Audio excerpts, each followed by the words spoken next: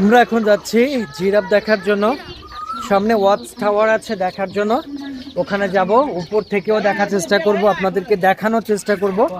এখানে সামনে জিরাফ আছে, আমি আপনাদের দেখানোর চেষ্টা করছি দর্শক।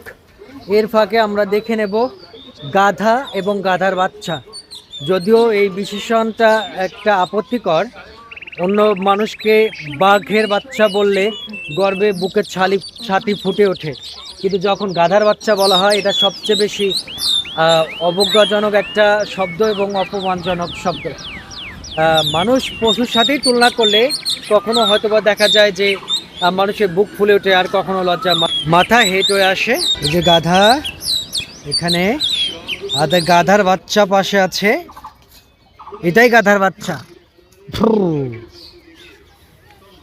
দেখে গাধার বাচ্চাটাকে একটু আমরা দেখার চেষ্টা করছি। ও কত সুন্দর সুন্দর চোখ, এই যে গাধার বাচ্চা, কত সুন্দর সুন্দর চোখ। চেষ্টা করছে, কি বড় বড় দাঁত, দাঁত ব্রাশও করেছে নাকি, এত চকচকে দাঁত। এটা হলো ওয়াটার বাগ। ওয়াও, দেখতে কি গাধার মতো না? ওয়া কি পশম, অনেক সুন্দর। ওকে উত্ত্যক্ত করো না, উত্ত্যক্ত করা নিষেধ। দেখো, এনজয় করো। এই যে ওয়াটার বাগ, কি ওয়াটার বাগের সাথে কি সম্পর্ক বুঝলাম না। এখানে পানিও থাকে না, পানিতেও থাকে না তারা। তুই গাধা নাকি গাধার বাচ্চা? আমি এটাই জানতে চাচ্ছিলাম যে গাধার বাচ্চা কোনটা। কি তুই? আরে মুখ বাইরে দিয়ে দিয়েছে একদম। ও ও কি সুন্দর ভাগ্য, দুটাকে পেয়েছে একসাথে। ওয়াও, উফ। দর্শক, এবার আমরা দেখতে যাবো জিরাফ।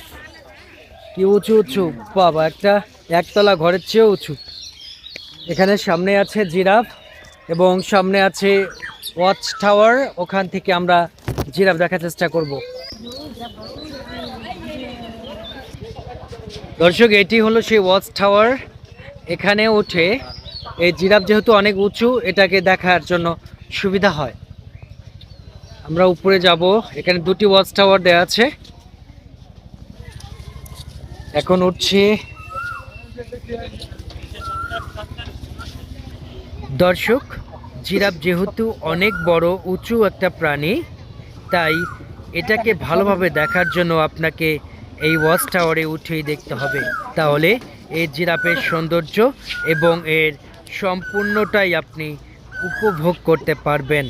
জিরাফ অনেক সুন্দর এবং এর মধ্যে একটা জেব্রার মতো ডোরা কাটা দাগ আছে।